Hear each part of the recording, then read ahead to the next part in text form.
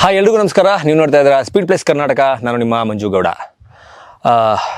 ಭಾರತ ತಂಡ after retirement ಅಂದರೆ ವಿರಾಟ್ ಕೊಹ್ಲಿ, ರೋಹಿತ್ ಶರ್ಮಾ, ರವೀಂದ್ರ ಜಡೇಜಾ ಈ ಮೂವರು ದಿಗ್ಗಜರ ರಿಟೈರ್ಮೆಂಟ್ನ ನಂತರ ಒಂದು T20 ಸೀರೀಸನ್ನು ಆಡೋದಕ್ಕೆ ಶ್ರೀಲಂಕಾ ಪ್ರವಾಸವನ್ನು ಕೈಗೊಂಡಿರೋದು ಎಲ್ಲರಿಗೂ ಗೊತ್ತಿರುವ ವಿಚಾರ. ಈ ಶ್ರೀಲಂಕಾ ಪ್ರವಾಸದಲ್ಲಿ ಆರಂಭದಲ್ಲಿ 3 ಪಂದ್ಯಗಳ T20 ಸರಣಿಯನ್ನು ಏನು ಆಡಿತ್ತು, ಆ T20 ಸರಣಿಯನ್ನು ಕ್ಲೀನ್ ಸ್ವೀಪ್ ಅಂದರೆ 3-0 ಅಂತರದಲ್ಲಿ ಗೆಲ್ಲುವುದರ ಮೂಲಕ ಟೀಮ್ ಇಂಡಿಯಾದಲ್ಲಿ ವಿರಾಟ್ ಕೊಹ್ಲಿ ಅವರು ಇಲ್ಲದೇ ಇರುವಂತಹ ಒಂದು ನೋವನ್ನು, ರೋಹಿತ್ ಶರ್ಮಾ, ಜಡೇಜಾ ಇವರು ಯಾರು ಇರದೇ ಇರುವಂತಹ ಒಂದು ನೋವನ್ನು ಟೀಮ್ ಇಂಡಿಯಾದ ಯಂಗ್ ಪ್ಲೇಯರ್ಸ್ಗಳು ಮರೆಸಿದ್ದಾರೆ ಅಂತಲೇ ಹೇಳಬೇಕು. ಅದರ ಜೊತೆಗೆ ಸಾಕಷ್ಟು ಗೊಂದಲಗಳಾಯಿತು. ಏನು T20 ಫಾರ್ಮ್ಯಾಟ್ಗೆ ಈ 3 ಜನ ದಿಗ್ಗಜರು ರಿಟೈರ್ಮೆಂಟನ್ನು ಘೋಷಣೆ ಮಾಡಿದಾಗ ಅವರ ಸ್ಥಾನವನ್ನು ತುಂಬೋದು ಯಾರು, ಅವರ ಪ್ಲೇಸ್ನಲ್ಲಿ ಆಡೋದು ಯಾರು ಅಂತ ಆಲ್ಮೋಸ್ಟ್ ಈ ಎಲ್ಲ ಪ್ರಶ್ನೆಗಳಿಗೂ ಶ್ರೀಲಂಕಾ ಹಾಗೂ ಜಿಂಬಾಬ್ವೆ ಈ ಎರಡೂ ಸರಣಿಗಳಲ್ಲಿ ಉತ್ತರ ಸಿಕ್ಕಿದೆ ಅಂತ ನಾನು ಅನ್ಕೋತೀನಿ. ಅದರಲ್ಲೂ ನಿನ್ನೆಯ ಮ್ಯಾಚನ್ನು ನಾವು ಗಮನಿಸೋದಾದರೆ, ನಿನ್ನೆಯ ಮ್ಯಾಚ್ನಲ್ಲಿ ಟೈ ಆಗುತ್ತೆ. ಮ್ಯಾಚು ಟೈ ಆಗಿ ಸೂಪರ್ ಓವರ್ನಲ್ಲಿ ಟೀಮ್ ಇಂಡಿಯಾ ಗೆಲುವನ್ನು ದಾಖಲಿಸುವುದರ ಮೂಲಕ ಸರಣಿಯನ್ನು ಕ್ಲೀನ್ ಸ್ವೀಪ್ ಮಾಡುತ್ತೆ. ಆದರೆ ಈ ಮ್ಯಾಚ್ ಟೈ ಆಗೋದಕ್ಕೆ ಕೊನೆಯ 2 ಓವರ್ಗಳಲ್ಲಿ ನಡೆದಂತಹ ಒಂದು ಮ್ಯಾಜಿಕ್ ಇದೆಯಲ್ಲ, ಆ ಮ್ಯಾಜಿಕ್ಕು ನಿಜವಾಗ್ಲೂ ಅದ್ಭುತವಾದದ್ದು. ಸೂರ್ಯಕುಮಾರ್ ಯಾದವ್ ಈ ಸೀರೀಸ್ನಲ್ಲಿ ಭಾರತ ತಂಡವನ್ನು ಮುನ್ನಡೆಸ್ತಾ ಇದ್ರು. ಅಂದರೆ ಹಾರ್ದಿಕ್ ಪಾಂಡ್ಯ ಅವರಿಗೆ ಕ್ಯಾಪ್ಟನ್ಸಿ ಸಿಗುತ್ತೆ ಅಂತ ಹೇಳಲಾಗ್ತಾ ಇತ್ತು ಈ ಸೀರೀಸ್ ಆರಂಭ ಆಗೋದಕ್ಕಿಂತ ಮುಂಚೆ. ಆದರೆ ಫಿಟ್ನೆಸ್ ಕಾರಣಗಳಿಂದ ಹಾರ್ದಿಕ್ ಪಾಂಡ್ಯ ಏನಾದರೂ ಸರಣಿಯಲ್ಲಿ ಅಷ್ಟೊಂದು ಉತ್ತಮವಾದ ಪರ್ಫಾರ್ಮೆನ್ಸನ್ನು ಕೊಡೋದಕ್ಕೆ ಸಾಧ್ಯವಾಗಲಿಲ್ಲ, ಅಥವಾ ಫಿಟ್ನೆಸ್ ಕಾರಣದಿಂದ ಅವರು ಸರಣಿಯಿಂದ ಹೊರಗಡೆ ಉಳಿಬೇಕಾದಂಥ ಸಿಚುವೇಶನ್ ಬರಬಹುದು ಎನ್ನುವ ದೃಷ್ಟಿನಲ್ಲಿ ಅವರಿಗೆ ಕ್ಯಾಪ್ಟನ್ಸಿಯನ್ನು ಕೊಡಲಿಲ್ಲ. ಸೂರ್ಯಕುಮಾರ್ ಯಾದವ್ ಅವರಿಗೆ ಕ್ಯಾಪ್ಟನ್ಸಿಯನ್ನು ಕೊಟ್ಟರು. ಸೂರ್ಯಕುಮಾರ್ ಯಾದವ್ ಅವರಿಗೆ ಕ್ಯಾಪ್ಟನ್ಸಿಯನ್ನು ಕೊಟ್ಟ ನಂತರ ಅವರು ತಮಗೆ ಸಿಕ್ಕ ಅವಕಾಶವನ್ನು ಬಹಳ ಅದ್ಭುತವಾಗಿ, ಬಹಳ ಸೂಪರ್ ಆಗಿ ಬಳಸ್ಕೊಂಡಿದ್ದಾರೆ ಅಂತಲೇ ಹೇಳಬೇಕು. ಶ್ರೀಲಂಕಾ ಅಂದರೆ ಕೊನೆ ಮ್ಯಾಚ್ನಲ್ಲಿ ಭಾರತ 137 ರನ್ಗಳಿಗೆ 9 ವಿಕೆಟ್ಗಳನ್ನು ಕಳೆದುಕೊಂಡಿರುತ್ತೆ 20 ಓವರ್ಗಳಲ್ಲಿ. ಇದನ್ನು ಬೆನ್ನತ್ತಿದ್ದಂತಹ ಶ್ರೀಲಂಕಾ ಕೊನೆಯ ಓವರ್ನವರೆಗೂ ಕೂಡ ಮ್ಯಾಚನ್ನು ತೆಗೆದುಕೊಂಡು ಹೋಗುತ್ತೆ. ಶ್ರೀಲಂಕಾ ಕೂಡ 137ಕ್ಕೆ 8 ವಿಕೆಟ್ಗಳನ್ನು ಕಳೆದುಕೊಂಡು ಮ್ಯಾಚನ್ನು ಟೈಅಪ್ ಮಾಡಿಕೊಳ್ಳುತ್ತೆ. ಈ ಟೈಅಪ್ ಆಗೋದಕ್ಕೆ ಕಾರಣವಾದಂಥವರು ಒಂದು ಸೂರ್ಯಕುಮಾರ್ ಯಾದವ್, ಇನ್ನೊಂದು ರಿಂಕು ಸಿಂಗ್.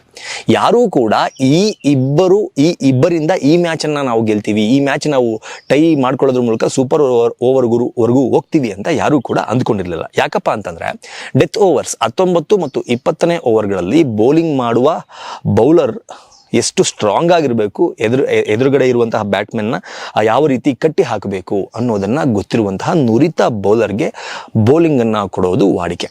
ಆದರೆ ಟೀಮ್ ಇಂಡಿಯಾಗೆ ಯಾವಾಗ MS ಧೋನಿ ಕ್ಯಾಪ್ಟನ್ ಆದ್ರಲ್ವಾ, MS ಧೋನಿ ಕ್ಯಾಪ್ಟನ್ ಆದ ನಂತರ ಅವರು ಒಂದಷ್ಟು ಎಕ್ಸ್ಪೆರಿಮೆಂಟ್ಗಳು ಈ ತರಹದನ್ನೆಲ್ಲ ಮಾಡ್ಕೊಂಡು ಬರೋದಕ್ಕೆ ಸ್ಟಾರ್ಟ್ ಆದರು. ಅಂದರೆ ಉತ್ತಮ ಲಯದಲ್ಲಿ ಇಲ್ಲದೇ ಇರುವ ಬೌಲರ್ಗೂ ಕೂಡ ಡೆತ್ ಓವರ್ ಅಂದರೆ ಕೊನೆಯ ಓವರ್ಗಳನ್ನು ಬೌಲಿಂಗ್ ಮಾಡೋದಕ್ಕೆ ಕೊಟ್ಟು ಅದರಲ್ಲಿ ಯಶಸ್ವಿ ಕೂಡ ಆದರು. ಅಂತಹದ್ದೇ ಒಂದು ಕೆಲಸವನ್ನು ಸೂರ್ಯಕುಮಾರ್ ಯಾದವ್ ನಿನ್ನೆ ಮಾಡಿದ್ರು ಅಂತ ಅನ್ಕೋತೀನಿ. 19ನೇ ಓವರ್ ಬೌಲಿಂಗ್ ಮಾಡಬೇಕಿತ್ತು. 19ನೇ ಓವರ್ ಬೌಲಿಂಗ್ ಮಾಡಬೇಕಾಗಿದ್ದಾಗ ಇನ್ನು ಖಲೀಲ್ ಅಹ್ಮದ್ ಅವರಿಗೆ 1 ಓವರ್ ಬಾಕಿ ಇತ್ತು, ಸಿರಾಜ್ ಅವ್ರಿಗೂ ಕೂಡ 1 ಓವರ್ ಬಾಕಿ ಇತ್ತು. ಹೀಗೆ ರಿಯಾನ್ ಪರಾಗ್ ಅವರು ಹಾಗೂ ರವಿ ಬಿಷ್ಣೋಯ್, ವಾಷಿಂಗ್ಟನ್ ಸುಂದರ್ ಈ 3 ಜನ ತಮ್ಮ 4 ಓವರ್ಗಳ ಸ್ಪೆಲ್ಲನ್ನು ಮುಗಿಸಿದ್ರು. ಆದರೂ ಕೂಡ ಕೊನೆಯ 2 ಓವರ್ಗಳನ್ನು ಎಸೆಯೋದಕ್ಕೆ ಖಲೀಲ್ ಅಹ್ಮದ್ ಹಾಗೂ ಸಿರಾಜ್ ಈ ಇಬ್ಬರು ಕೂಡ ಬೌಲಿಂಗ್ನಲ್ಲಿ ನುರಿತ ಪ್ಲೇಯರ್ಗಳು ಆಗಿರೋದ್ರಿಂದ ಅವರು ರೆಡಿ ಇದ್ರು. ಆದರೆ 19ನೇ ಓವರನ್ನು ಯಾರೂ ಊಹೆ ಮಾಡದ ರೀತಿಯಲ್ಲಿ ಸೂರ್ಯಕುಮಾರ್ ಯಾದವ್ ರಿಂಕು ಸಿಂಗ್ ಅವರಿಗೆ ಕೊಡ್ತಾರೆ. ರಿಂಕು ಸಿಂಗ್ ಬೌಲಿಂಗ್ ಮಾಡಿರೋದನ್ನು ನೋಡಿರೋದಕ್ಕೆ ಸಾಧ್ಯನೇ ಇಲ್ಲ. ಅವರು ಬ್ಯಾಟಿಂಗ್ನಲ್ಲಿ ಅದ್ಭುತವಾದ ಪರ್ಫಾರ್ಮೆನ್ಸನ್ನು ತೋರಿಸುವಂತಹ ಆಟಗಾರ. ಅದರಲ್ಲೂ ಬ್ಯಾಟಿಂಗ್ ಅಂತ ಬಂದರೆ ಅವರು ಹೊಡೆಯುವ ಒಂದೊಂದು ಏಟು ಕೂಡ ಅದ್ಭುತವಾಗಿರುತ್ತೆ, ಅಷ್ಟು ಸೂಪರ್ ಆಗಿರುತ್ತೆ ಅವರ ಬ್ಯಾಟಿಂಗ್ ನೋಡೋದಕ್ಕೆ. ಆದರೆ ಬೌಲಿಂಗ್ನಲ್ಲೂ ಕೂಡ ಚಮತ್ಕಾರ ಮಾಡ್ತಾರೆ ಅಂತ ಯಾರಿಗೂ ಕೂಡ ಅನ್ಕೊಂಡಿರಲಿಲ್ಲ. ಆದರೆ ಸೂರ್ಯಕುಮಾರ್ ಯಾದವ್ ಅವರಿಗೆ ಅದು ಗೊತ್ತಿತ್ತು ಅಂತ ಕಾಣಿಸುತ್ತೆ. 19ನೇ ಓವರ್ನಲ್ಲಿ ಅವರಿಗೆ ಬೌಲಿಂಗ್ ಕೊಡ್ತಾರೆ. 19ನೇ ಓವರ್ನಲ್ಲಿ 2 ವಿಕೆಟ್ಗಳನ್ನು ತೆಗೆಯುವುದರ ಮೂಲಕ ನಾಯಕ ಸೂರ್ಯಕುಮಾರ್ ಯಾದವ್ ತಮ್ಮ ಮೇಲಿಟ್ಟಂತಹ ನಂಬಿಕೆಯನ್ನು ರಿಂಕು ಸಿಂಗ್ ಉಳಿಸ್ಕೊಂಡ್ರು. ಅಲ್ಲೊಂದು ಬ್ರೇಕ್ ಥ್ರೂ ಸಿಕ್ತು. ಅಂದರೆ 19ನೇ ಓವರ್ನಲ್ಲಿ 2 ವಿಕೆಟ್ಗಳನ್ನು ಶ್ರೀಲಂಕಾ ತಂಡ ಕಳ್ಕೊಳ್ಳುತ್ತೆ. ಅದಾದ ನಂತರ 20ನೇ ಓವರನ್ನು ಮಾಡೋದಕ್ಕೆ ಸಿರಾಜ್ ಅಹಮದ್ ಬಾಲನ್ನು ಹಿಡಿದುಕೊಂಡು ಬರ್ತಾರೆ. ಆದರೆ ಸಿರಾಜ್ ಅಹಮದ್ ಅವರ ಕಡೆಯಿಂದ ಬಾಲನ್ನು ಇಸ್ಕೊಂಡಂತಹ ಸೂರ್ಯಕುಮಾರ್ ಯಾದವ್ ನಾನೇ ಬೌಲಿಂಗ್ ಮಾಡ್ತೀನಿ ಅಂತ ಬೌಲಿಂಗ್ ಮಾಡೋದಕ್ಕೆ ಮುಂದಾಗ್ತಾರೆ. ಇದು ಕೂಡ ಎಲ್ಲರಿಗೂ ಅಚ್ಚರಿಗೆ ಕಾರಣ ಆಗುತ್ತೆ. ಏನಿದು ಕೊನೆ ಓವರ್ನಲ್ಲಿ ಸಿರಾಜ್ ಅಹಮದ್ ಬೌಲಿಂಗ್ ಮಾಡೋದಕ್ಕೆ ಬಂದರೆ ಅವ್ರನ್ನ ವಾಪಸ್ ಕಳಿಸ್ಬಿಟ್ಟು ಸೂರ್ಯಕುಮಾರ್ ಯಾದವ್, ಕ್ಯಾಪ್ಟನ್ ಸೂರ್ಯಕುಮಾರ್ ಯಾದವ್ ಅವರೇ ಬೌಲಿಂಗ್ ಮಾಡ್ತಾ ಇದ್ದಾರಲ್ಲ, ಈ ಮ್ಯಾಚ್ ಸೋತ್ವಿ ಅಂತ ಅನ್ಕೊಂಡಿರುತ್ತೆ. ಆದರೆ ಸೂರ್ಯಕುಮಾರ್ ಯಾದವ್ ಕೂಡ ಕೊನೆಯ ಓವರ್ನಲ್ಲಿ 2 ವಿಕೆಟ್ಗಳನ್ನು ತೆಗೆದುಕೊಳ್ಳುವುದರ ಮೂಲಕ ಮ್ಯಾಚ್ ಟೈ ಆಗುವಂತೆ ಮಾಡ್ತಾರೆ.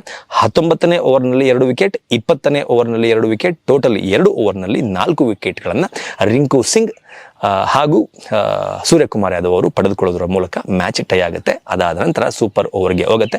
ಸೂಪರ್ ಓವರ್ನಲ್ಲಿ ಶ್ರೀಲಂಕಾವನ್ನು ಮಣಿಸಿ ಭಾರತ ತಂಡ ಗೆಲುವಿನ ಕೇಕೆಯನ್ನು ಹಾಕುತ್ತೆ ಅಂತ ಹೇಳಬೇಕು. ಅದರಲ್ಲೂ ಈ ಮ್ಯಾಚ್ನಲ್ಲಿ ಈ ಇಬ್ಬರ 19 ಮತ್ತು 20ನೇ ಓವರ್ನ ಪರ್ಫಾರ್ಮೆನ್ಸ್ ಇದೆಯಲ್ಲ, ಅದು ಅದ್ಭುತವಾದಂತಹ ಪರ್ಫಾರ್ಮೆನ್ಸ್, ಎಲ್ಲರಿಗೂ ಅಚ್ಚರಿಯಾದಂತಹ ಪರ್ಫಾರ್ಮೆನ್ಸ್. ಏನನ್ಸುತ್ತೆ, ಹೊಸ ಟೀಮ್, ಸೀನಿಯರ್ಸು ತುಂಬ ಜನ ಸ್ಟಾರ್ ಪ್ಲೇಯರ್ಸ್ ಟೀಮಲ್ಲಿ ಇಲ್ಲ, ಆದರೂ ಕೂಡ ಜಿಂಬಾಬ್ವೆ ಸೀರೀಸನ್ನು ಕೂಡ ಗೆದ್ಕೊಂಡ್ಬಂದಿದೆ ಟೀಮ್ ಇಂಡಿಯಾ. ಅದರ ಜೊತೆಗೆ ಗಂಭೀರ್ ಅವರು ಮೊದಲ ಬಾರಿಗೆ ಕೋಚ್ ಆಗಿ ಸ್ಥಾನವನ್ನು ತುಂಬಿದ ನಂತರ ಮೊದಲ ಸೀರೀಸ್ ಇದು. ಈ ಸೀರೀಸ್ ಅಂದರೆ ಶ್ರೀಲಂಕಾ ಸೀರೀಸನ್ನು ಸಹ ಗೆದ್ಕೊಂಡ್ಬಂದಿದ್ದಾರೆ. ಇದರ ಬಗ್ಗೆ ನಿಮ್ಗೆ ಏನನ್ಸುತ್ತೆ? ಎಲ್ಲರೂ ಕೂಡ ಪರ್ಫೆಕ್ಟ್ ಪ್ಲೇಸ್ನಲ್ಲಿ ಆಡ್ತಾ ಇದ್ದಾರೆ, ಪರ್ಫೆಕ್ಟ್ ಪ್ಲೇಸ್ನಲ್ಲಿ ಆಟಗಾರರನ್ನು ಆಡಿಸಲಾಗ್ತಾ ಇದೆಯಾ? ಇದನ್ನು ಹಿಂಗೆ ಕಂಟಿನ್ಯೂ ಆಗಬೇಕಾ ಅಥವಾ ಇನ್ನೊಂದಷ್ಟು ಮಾರ್ಪಾಟುಗಳನ್ನು ತಂಡದಲ್ಲಿ ಮಾಡ್ಕೋಬೇಕಾ ಅನ್ನೋದನ್ನು ಕಮೆಂಟ್ ಬಾಕ್ಸ್ ಮೂಲಕ ತಿಳಿಸಿ ಅಂತ ಕೇಳ್ಕೊತಾ ಈ ವಿಡಿಯೋನ ಮುಗಿಸ್ತಾ ಇದ್ದೀನಿ. ನಮಸ್ಕಾರ. Sweet plus Karnataka.